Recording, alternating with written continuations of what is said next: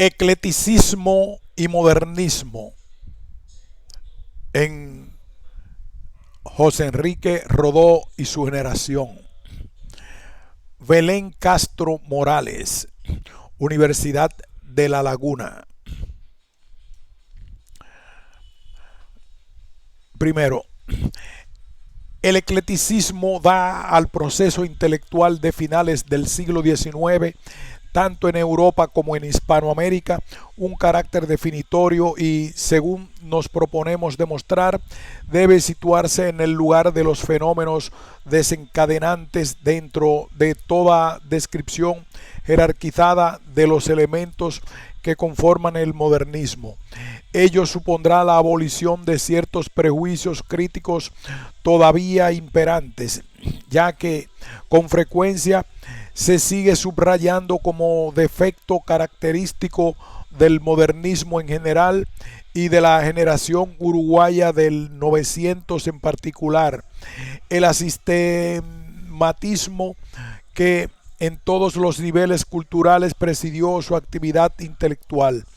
Esas imputaciones, muy posteriores a los años que estudiamos, se articulan desde la posición crítica que defiende para todo análisis cultural métodos y rigores dogmáticos, pero ese no era el caso en la época finisecular. Por el contrario, encontramos insistentes testimonios que nos hablan del poder creador de las mentes amplias y abiertas. Así, en un texto de Pedro Enrique Sureña, fechado en 1907 y titulado El espíritu platónico, encontramos un elogioso comentario al temperamento artístico de Goethe, porque realiza esa evolución perfecta en que el filósofo completa al artista, superando al mismo Platón gracias a su desprecio de lo sistemático. Tampoco sería exacto pensar que los miembros de la generación del 900 carecían de una clara visión crítica de su momento cultural.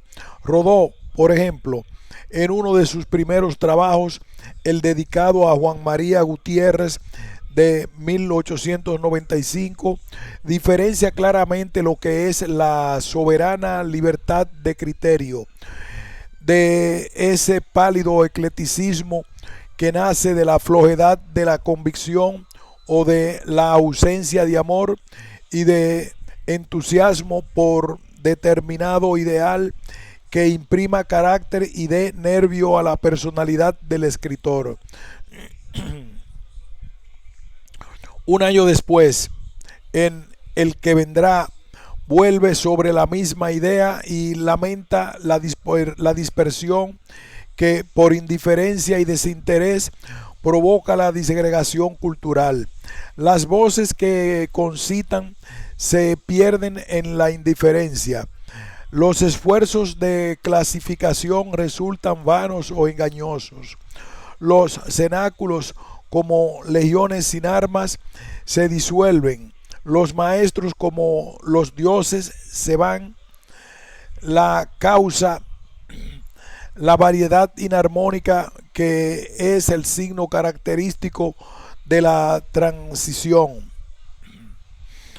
Con estas palabras, Rodó está relacionado lúcidamente tres conceptos básicos de la época en que vivió el eclecticismo: la variedad inarmónica como proliferación caótica de manifestaciones artísticas y la conciencia de vivir en época de transición. César Daly, teórico del eclecticismo, ha relacionado esta crisis transitoria de la cultura con la devaluación de los valores morales de la época. El eclecticismo podría no crear un arte nuevo, pero ser al menos un elemento de transición sobre el historicismo y la arquitectura del futuro.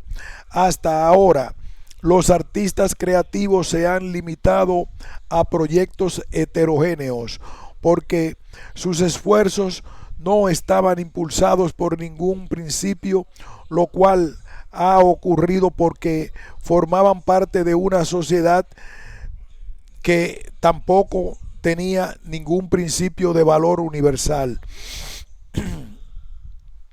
A la luz de este enjuiciamiento del eclecticismo como arte transicional, podemos comprobar el acierto de los comentarios de Rodó sobre la cultura de su época, que él sentía desorientada y contingente, babélica y espiritualmente devaluada.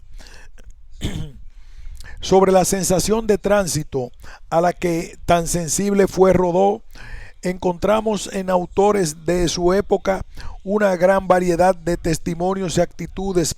Todos ellos van vinculados a esa extrañeza de espíritu en medio de las modernas condiciones de vida, de la que nos habla en Ariel.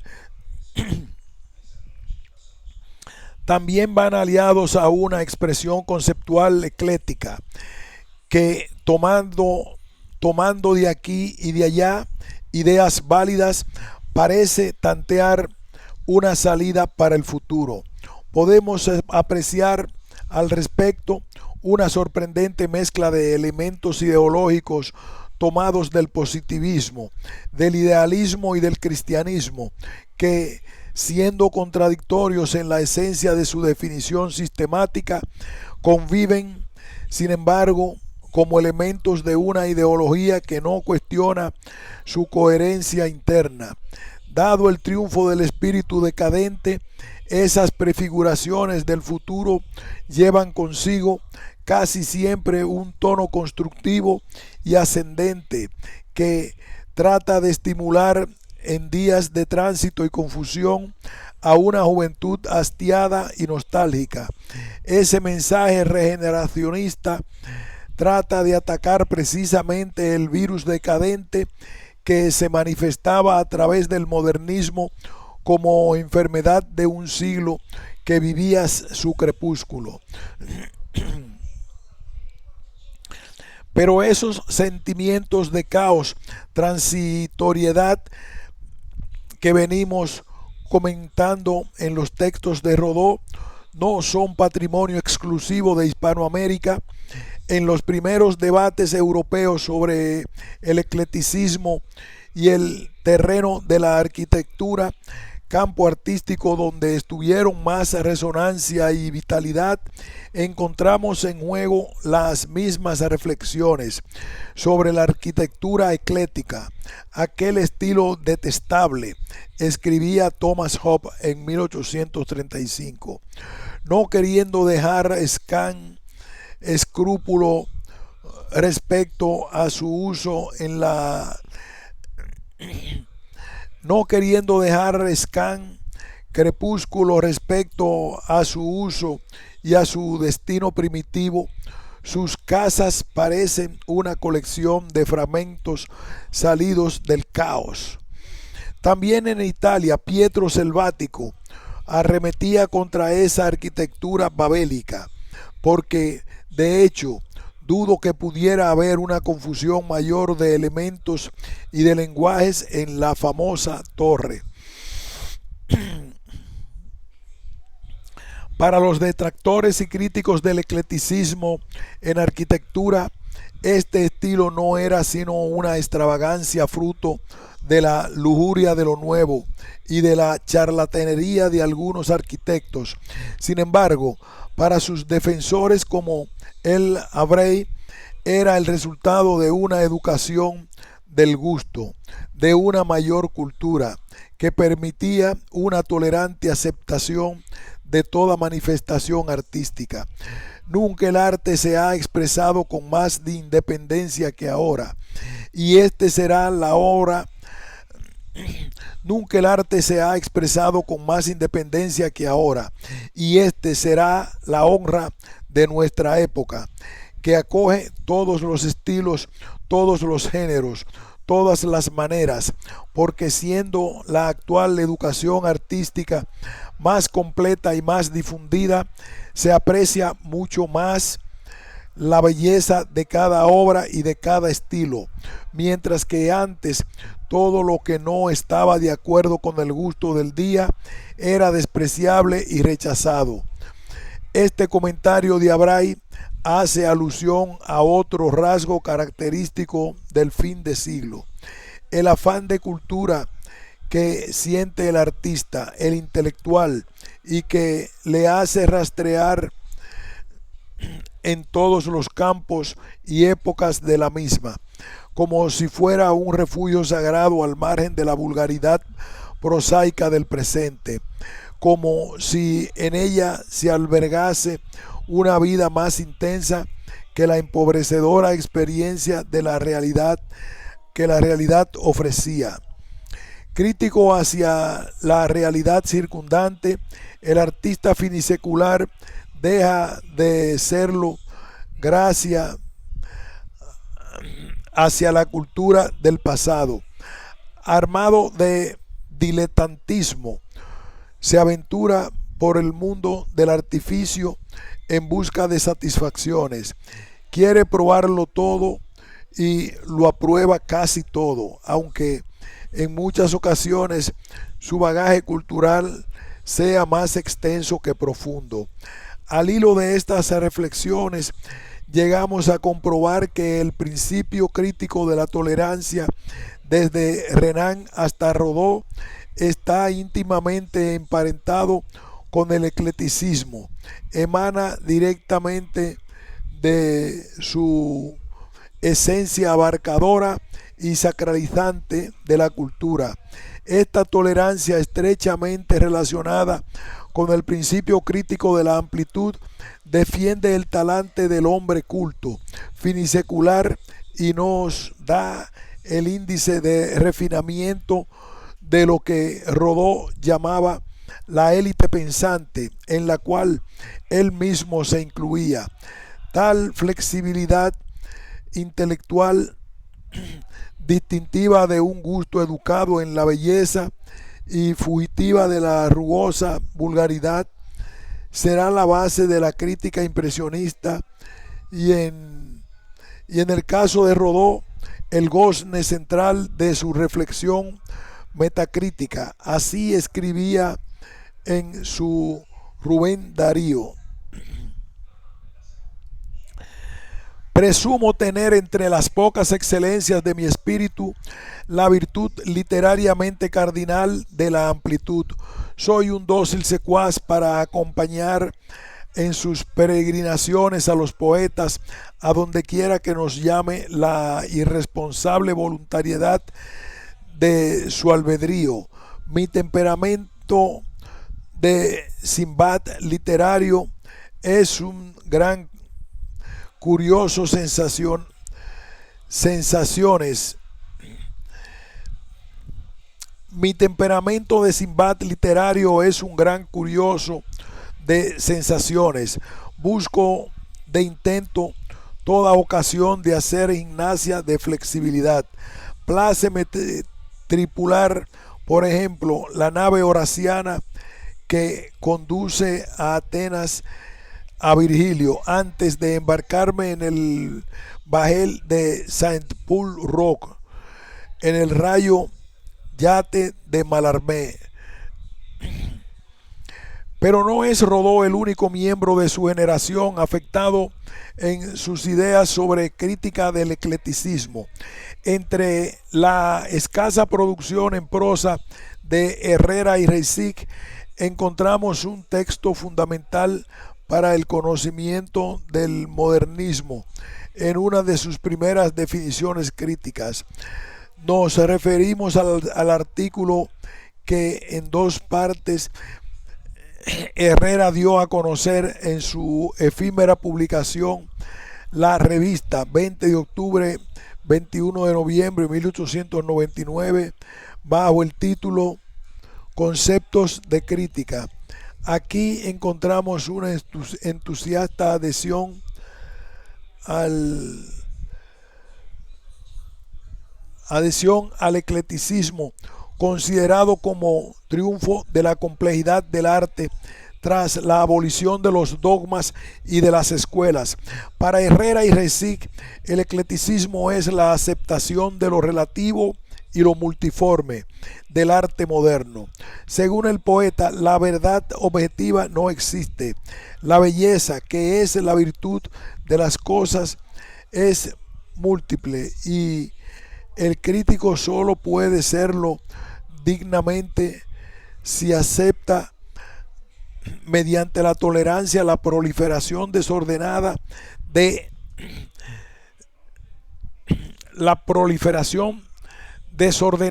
tanteos artísticos que caracteriza a esa época de transición.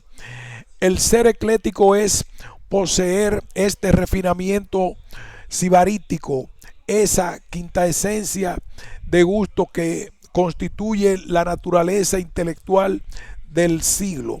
Es estar a la última moda, es habitar un palacio lujoso en la biblioteca del saber. El eclecticismo es el punto más alto de la escala que tiene que ascender el crítico moderno. En Rodó no vamos a encontrar una adhesión tan elocuente como esta al eclecticismo.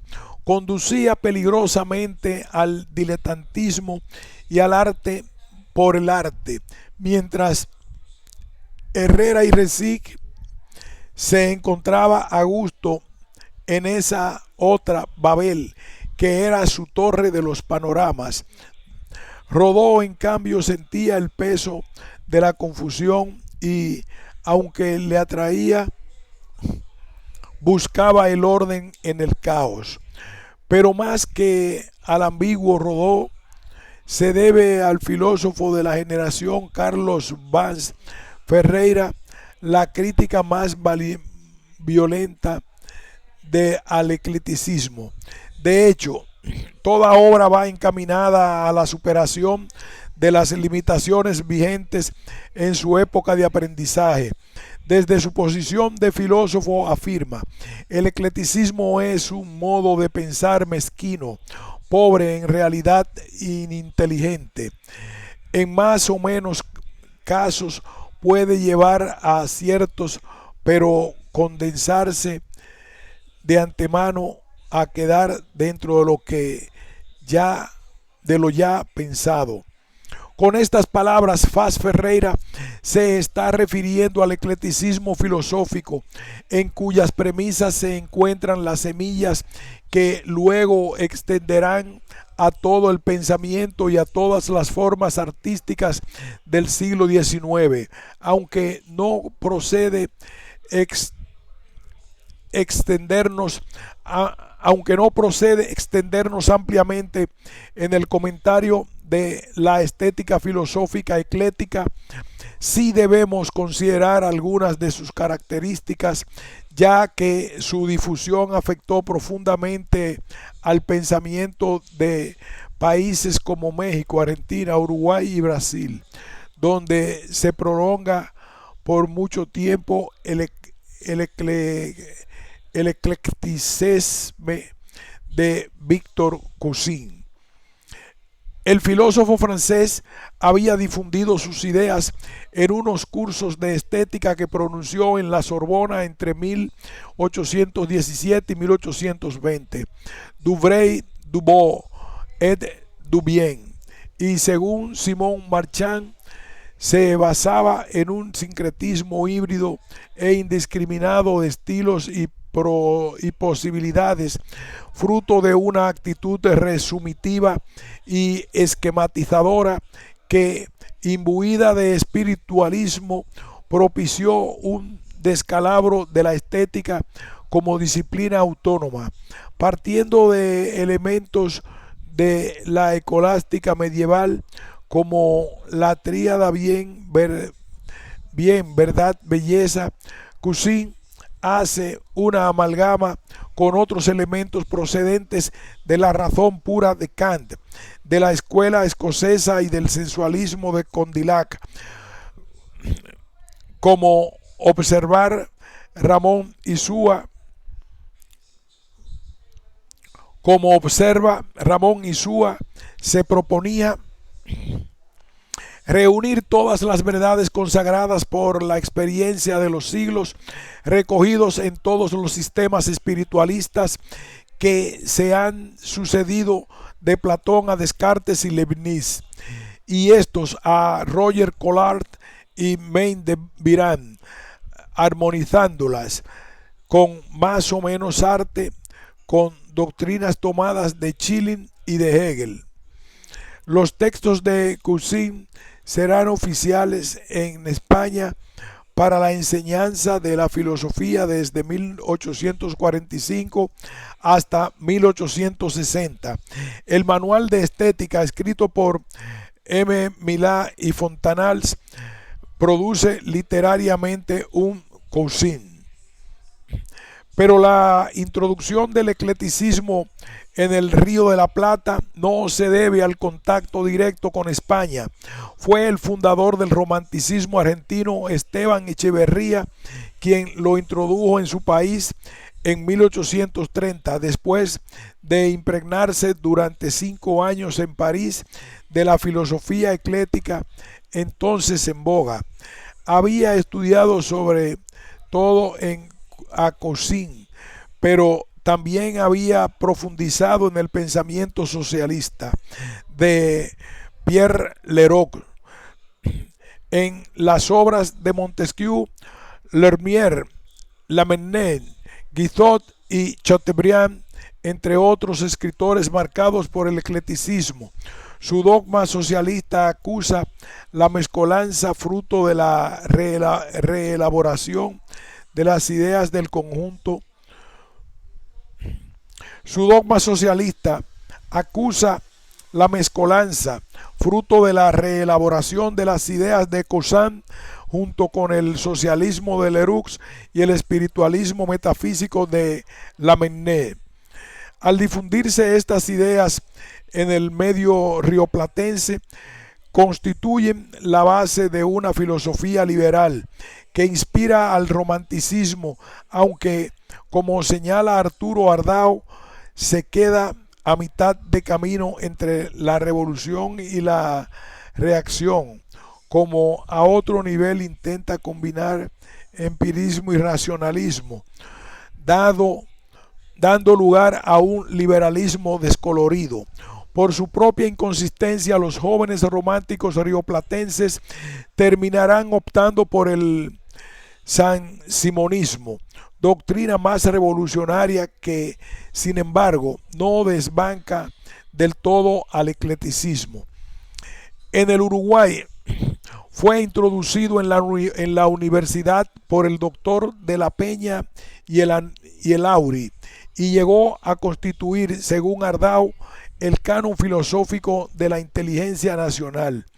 Durante el tercer cuarto del siglo XX, durante el tercer cuarto del siglo XIX, aunque solo afectó a las clases más cultivadas, formó intelectuales de actitud liberal y humanista que se defendían una educación laica, apoyados en el libre pensamiento racionalista e inspirados en principios políticos, asimismo liberales y constitucionalistas. Esta última tendencia intenta, mediante el principismo constitucional que protege los derechos individuales y la moral pública, acabar con las tendencias caudillistas que provocaron la guerra de 1843-1851. En lo tocante a las consecuencias estéticas, el eclecticismo, sustentado en la defensa del espiritualismo, propicia una exaltación psicológica y moral de la conciencia individual, y con ello potencia el culto poético del sentimiento y la imaginación, presidido por una general defensa para todas las actitudes humanas, la subjetividad, idealismo, subjetividad, libertad espiritual y ética humanitarista son conceptos que introdujo el eclecticismo, que sobrevivieron durante el sansimonismo y que volvieron a expandirse ampliamente en la obra de los escritores del 900 como vías de superación del positivismo. Ante la persistencia de rasgos eclécticos en el pensamiento y en toda la cultura hispanoamericana, ya hemos visto las reservas de Rodó y de Vaz Ferreira. Samuel Ramos, al hablar del eclecticismo que tanto éxito tuvo en México, ha dicho: ser ecléctico equivalía a no tener un sistema previo, a no aceptar autoridad alguna. Berni dice que el eclecticismo moderno consiste en no tener sistema, quedar dentro de lo ya superado, había dicho Vaz Ferreira. Estas son las dos notas definitorias no solo de la filosofía hispanoamericana del 900, sino también de todo el espíritu cultural de la época, que se manifiesta así desde los modos de aprendizaje intelectual hasta las realizaciones literarias particulares. Ese quedar dentro de lo ya pensado significa, por una parte, el reconocimiento del gran peso de la cultura y del respeto desmedido que el intelectual siente por ella, la admira, la recrea, la refugia en ella. Por otra, la calidad del metalenguaje artístico que revisten muchas creaciones literarias de la época, ya que tienden a crear a partir de lo ya creado. Esta actitud no solo es propia del modernismo arquitectónico, la encontramos en Rodó reiteradamente expresada como característica inherente al intelectual, hasta el punto de hablar de esta sobrealma artificiosa y falaz que da la cultura. El hecho de no tener sistema previo significa la carencia de parámetros que ordenen dentro de los cánones racionales organizados los logros de la experiencia filosófica y artística, pero también significa el triunfo de la libertad individual, de la iniciativa personal, de la libre interpretación del mundo según principios íntimos, subjetivos y no exteriores, sistemáticos y objetivos. También es necesario tener en cuenta que el rasgo que define la formación intelectual de la generación de Rodó es su carácter autodidacta. Ello quiere decir que el acervo cultural no proviene de una enseñanza sistematizada por programas universitarios, sino tomada al impulso de la curiosidad personal, de las publicaciones que llegaban a sus manos, recomendadas y comentadas en ese otro centro de enseñanza viva, que es la tertulia o el cenáculo literario. Aparte de las causas que pudieron influir a la hora de no cursar estudios universitarios, interesa considerar las consecuencias de este hecho produjo en los jóvenes miembros de la generación del 900. En primer lugar, contribuye a explicar la condición ecléctica de sus producciones literarias, ya que la superposición de elementos culturales asimilados de forma poco organizada conduce a unos conocimientos de tipo acumulativo difíciles de ordenar coherentemente. A esto debemos añadir el eclecticismo inherente a todo producto intelectual de fines de siglo, presente ya en las obras que los jóvenes uruguayos estaban asimilando. Por otra parte, la falta de una lectura oficial inculcada a los jóvenes de esta generación dio lugar, como ha observado Rodríguez Monegal, a muy distintas interpretaciones particulares de autores que fueron lectura común entre estos intelectuales, de Baudelaire, Nietzsche. Cada integrante de la generación del 900 hizo una lectura muy distinta. Por eso es tan palpable la disparidad de posiciones estéticas en el plano general de la tendencia literaria sustentadas por los distintos integrantes de la generación: naturalismo, regionalismo, criollismo y psicologismo en la narrativa, decadentismo, artepurismo, formas populares gauchescas, íntimo y hasta pre, prevanguardismo en la poesía. El mosaico de tendencias es tan complejo como variados fueron los intereses de cada lector frente a esas fuentes comunes a las que pudieron acceder. Parte 3. Como vemos, el eclecticismo va a ser a la filosofía del 19, pero lejos de quedar encerrado en los límites de una escuela, se ramifica e impregna todo tipo de operación intelectual de la época, condicionando así actividades que van desde el modo de aprendizaje de la juventud finisecular hasta los métodos de elaboración de sus productos artísticos, e introduciéndose incluso en el vivir cotidiano de principio de siglo a través de su visible encarnación en las artes decorativas y en la arquitectura Art Nouveau. Como anotamos anteriormente, el eclecticismo llega a desarrollarse como estilo cultural en virtud del ejercicio de la libertad intelectual y creativa del artista finisecular, triunfo de la imaginación poética sobre la prosa del mundo, a la que se suma esta otra liberación, la que permite contemplar la historia como disponibilidad subjetiva, proveedora de materiales siempre recuperables y dúctiles a transformaciones actualizadoras.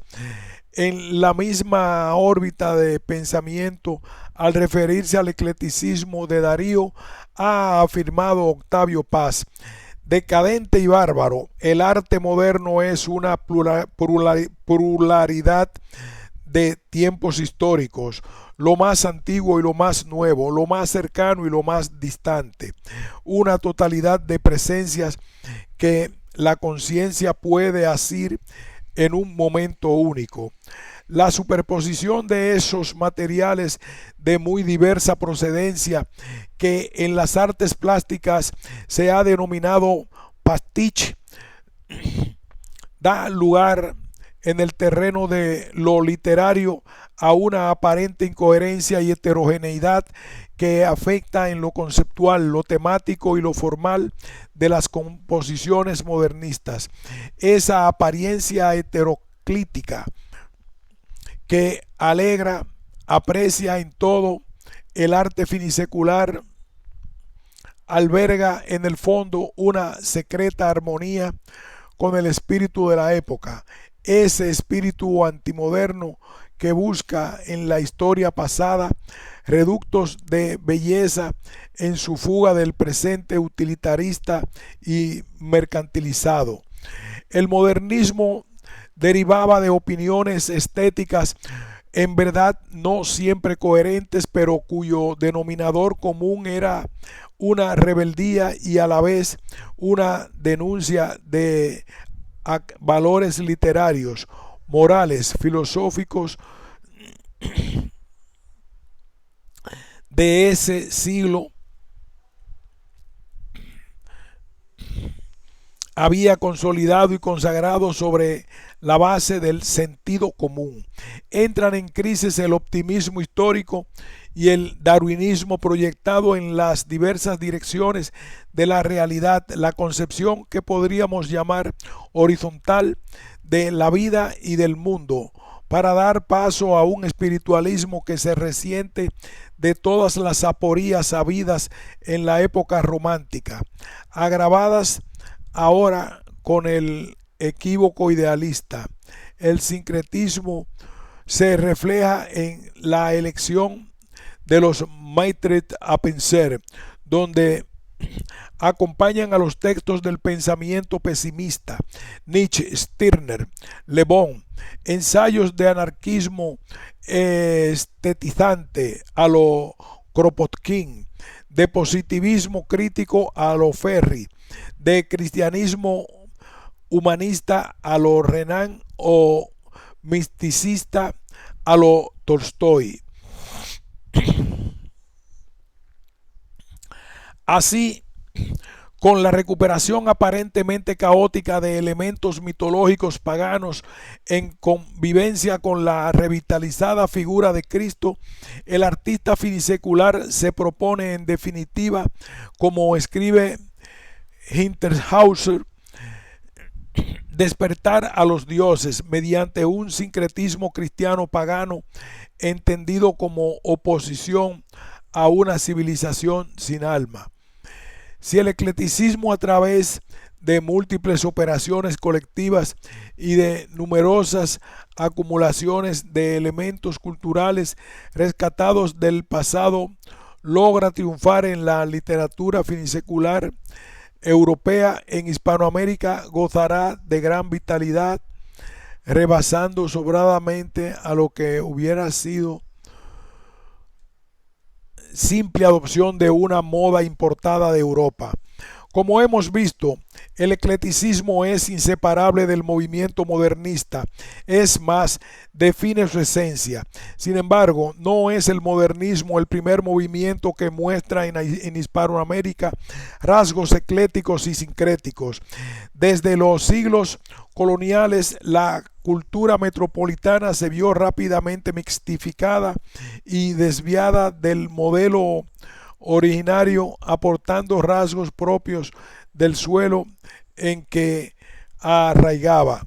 Incluso en épocas literarias dominadas por férreas poéticas normativas, aparece ese grado de desviación del que ha hablado Alfonso Reyes, desviación acentuada por la asimetría y la asincronía en la sucesión de los distintos movimientos literarios respecto a las matrices europeas.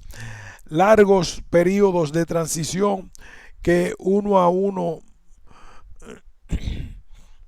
largos periodos de transición de uno a otro, pervivencia de características que no logran ser superadas con la irrupción de un nuevo estilo, la fuerza misma del medio que condiciona distintas lecturas e interpretaciones de la cultura europea.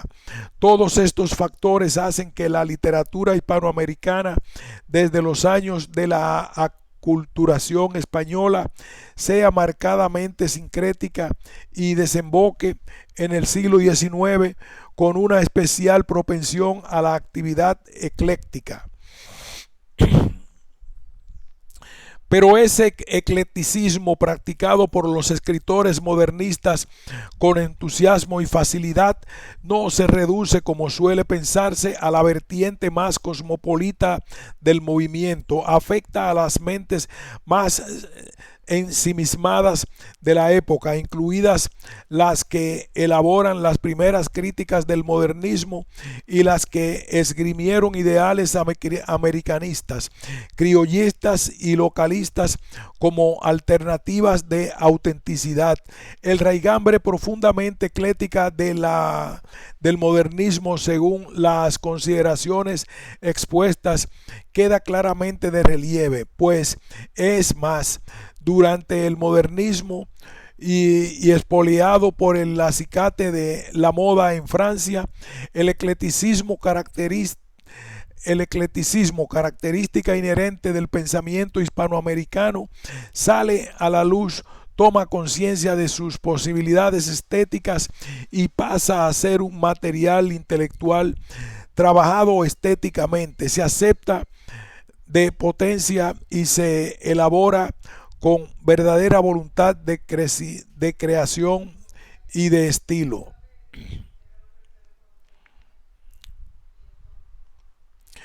Por ser un rasgo subyacente de la idiosincrasia hispanoamericana, sus resultados en el modernismo tuvieron tanta fuerza, tanta facilidad en producirse y tanta autenticidad. Su existencia latente como fondo psicológico y cultural se activó con la inoculación de la moda francesa, por lo cual su modernidad tal vez haya que situarla en la oportuna confluencia de las dos fuerzas culturales, la autóctona y la foránea. Esta revisión del espíritu predominantemente eclético en la cultura de entre siglos, más acentuado en Hispanoamérica por la constitución asistemática de su pensamiento, nos permite interpretar dentro de un marco amplio los componentes ecléticos del modernismo y su manifestación en la crítica literaria de la época.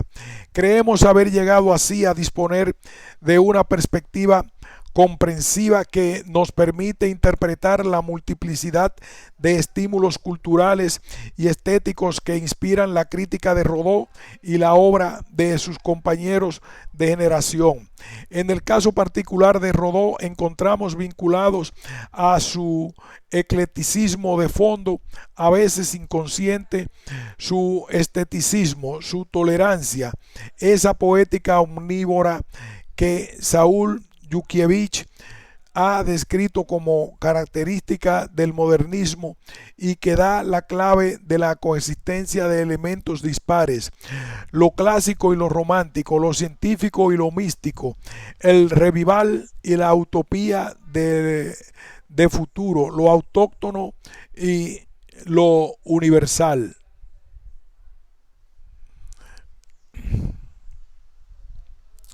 Fin de este ensayo.